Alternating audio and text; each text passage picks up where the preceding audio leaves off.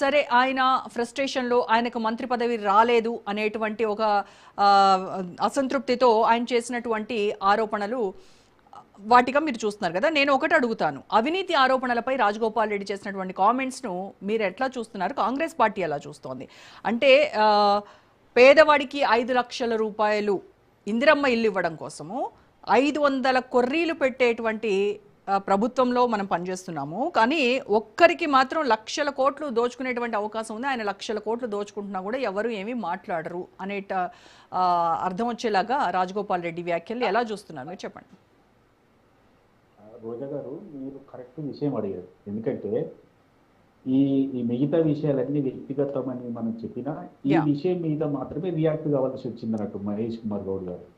ఏంటంటే ఇప్పుడు వారు ఏమంటున్నారంటే ఈ 5,00,000 రూపాయల కొరకు 500 కొర్రీలు పెట్టిందని అంటున్నారు. ఇప్పుడు మీ దృష్టిలో కూడా ఉంటుంది, మీ దగ్గర కూడా సమాచారం ఉంటుంది. ఎవరికైనా ఇందిరమ్మ ఇల్లు కేటాయించాలంటే దానికి విధి విధానాలు ఉంటాయి. ఈ విధి విధానాలు లేకుండా మొత్తము ఏ ప్రభుత్వం కూడా ఏ రాష్ట్రంలో ఏ దేశంలో కూడా ఎవరికి ఒట్టిగానే వచ్చినట్టు పలారం మర్చిపెట్టినట్టయితే ఉండదు కదా. దానికి కొన్ని విధి విధానాలు విధి విధానాల్లో పెట్టిన వారికి వస్తాయి అనేది. దాన్ని కూడా అంటే అధికారంలో ఉన్న ఏ పార్టీ అయినా విధి విధానాలు విడుదల చేస్తా. ఆ విధి విధానాలు ఏదన్నా 1-2 అటు ఇటు ఉన్నా సర్దుకొని పోతుంది, లేకపోతే దాన్ని తక్కువ చేస్తుంది. అంతే తప్ప దాన్ని కూడా ఒక ఇష్యూ చేసి మాట్లాడిందంటే ఆయన వ్యక్తిగత ఆక్రోశం అని అనకపోతే దాన్ని ఏమంటాము? ఇప్పుడు ప్రభుత్వంలో ఇందిరమ్మ ఇళ్ళ విషయంలో వారు మాట్లాడిన మాటలు వ్యక్తిగత ఆక్రోశాన్ని దీనికి కలిపి మాట్లాడినట్టుగా మనం చూడాలి తప్ప వాస్తవంగా దాంట్లో అవినీతి ఏముంటుందండి? ఇప్పుడు వాళ్ళు టైం ప్రకారం ఫస్ట్ 100 రూపాయలు పెట్టి అప్లై చేస్తారు, తర్వాత ఒక 10,000 రూపాయలు కడతారు. ఆ తర్వాత డ్రాలో వెళ్తే 10,000 కాక మిగతా డబ్బులు కట్టాలి. లేదు అంటే 10,000 వాపస్ చేస్తారు, ఒక 100 రూపాయలు మాత్రం రాదు. దీంట్లో అవినీతి ఏముంటుందండి? ఇంకా రెండో విషయం ఏంటంటే, ఎవరో పార్టీకి సంబంధం లేని వాళ్ళు వచ్చిండ్రు అధికారం చెలాయించుడంటే ఈ కాంగ్రెస్ పార్టీలో అంతకు ముందు కూడా ఎమాయమీలు ఉన్నారండి. పుట్టుకతోటే కాంగ్రెస్ పార్టీ అసలు కాంగ్రెస్. అయితే నర్సయ్యగౌడ్ గారు, ఇక్కడ మనం ఒక విషయం గురించి మాట్లాడుకుంటే ఆయన ఒకసారి ఎంపీగా పనిచేశారు, తర్వాత ఎమ్మెల్సీగా ఎన్నిక కాబడినటువంటి వ్యక్తి, మళ్ళీ 2 సార్లు ఎమ్మెల్యేగా కొనసాగుతూ ఉన్నారు. సో ఇట్లాంటి అనుభవం ఉన్నటువంటి వ్యక్తి, దీర్ఘకాలం కాంగ్రెస్ పార్టీలో దాదాపుగా 2009 నుంచి ఆయన పదవులు అనుభవిస్తున్నటువంటి వ్యక్తి, ఏ ప్రభుత్వంలో కూడా ఈ రకమైనటువంటి ప్రభుత్వంపై విమర్శలు చేసినటువంటి దాఖలాలు మనం చూడలేదు గతంలో.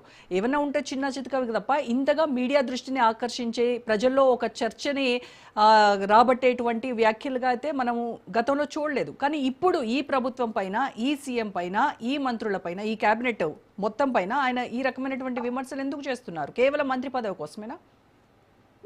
వాస్తవం ఏంటంటే ముఖ్యమంత్రి పార్టీ మీద ఇప్పుడు కొంత అట్రాక్ట్ అయ్యే విధంగా కనిపిస్తున్నాయి కాబట్టి ఇమీడియట్లీ రియాక్ట్ కావడం జరిగింది, చర్చించడం జరిగింది, హైకమాండ్ దృష్టికి తీసుకుపోవడం జరిగింది. రాజగోపాల్ రెడ్డి గారైనా ఇంకా ఎవరైనా ఖచ్చితంగా ఇది పార్టీకి నష్టం చేస్తుందంటే చర్యలు తీసుకోక తప్పనిసరి పరిస్థితి అవుతుంది. నేను రాజగోపాల్ రెడ్డి గారు వ్యక్తిగతంగా మంచివారు, అందరికీ సహాయం చేస్తారు, సుసంపన్నుడు, పోయిన వాళ్ళకు 1,00,000, 5,00,000, 10,00,000 దానం చేస్తారు, నిలబెడతారు. ఇది మంచిదే, తప్పులేదు. వారు గెలవాలి, వాళ్ళు ఉండాలని అందరూ కోరుకుంటారు. కానీ నేను ఏమంటున్నట్టే ఒక వ్యక్తి కంటే ఒక పార్టీ గొప్పది.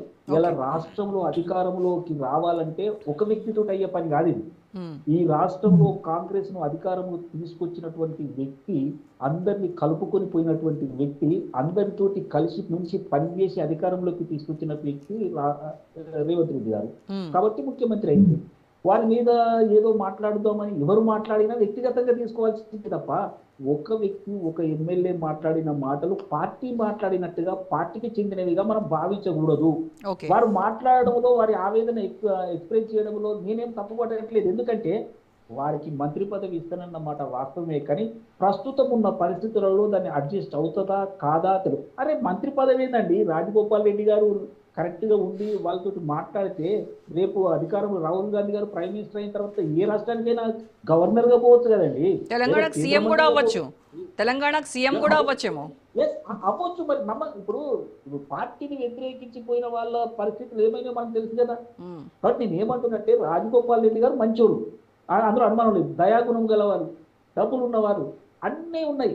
కానీ నేనేమంటున్నా అంటే వారికి ఆక్రోశం కూడా ఉంది. వాస్తవమే, ఆ ప్లేస్ లో మీరున్నా నేనున్నా కూడా ఇంకా 32 నెలలు అయిపోయింది, నా టైం నా పరిస్థితి ఏందని ఎవరైనా అంటారు. వాళ్ళు మాట్లాడడంలో మేము తప్పు పట్టడం లేదు, కానీ దీన్ని ఆసరగా చేసుకుని ప్రతిపక్షాలు ఒక ఆయుధంగా మలుచుకునే అవకాశం ఉంటది కదా. అలాంటప్పుడు పార్టీ స్ట్రిక్ట్ గా ఉండాల్సిన పరిస్థితి ఉంది. కాబట్టి ఇమీడియట్ గా టిపిసిసి అధ్యక్షుడు ఒక వార్నింగ్ కూడా ఇవ్వడం జరిగింది. తర్వాత ఢిల్లీకి తీసుకుపోతారు, మాట్లాడతారు. రైట్. అవసరమైతే నాకు తెలిసి నోటీస్ కూడా ఇచ్చే అవకాశం కూడా కనిపిస్తుంది. ఓకే, కాబట్టి రైట్. ఏమంటానంటే రాజగోపాల్ రెడ్డి గారు ముందు ముందు వచ్చే ఈ రోజు మంత్రి పదవి లేట్ అవుతుందో వస్తుందో రాదో తెలియదు, కానీ సరి అయిన రూట్ లో ఉంటే కనుక వారు తెలంగాణ చీఫ్ మినిస్టర్ కావచ్చు, లేదా కేంద్ర మంత్రి కావచ్చు, లేకపోతే వేరే రాష్ట్రానికి గవర్నర్ కూడా కావచ్చు. ఇంకా వచ్చేది చాలా ఉంటాయి.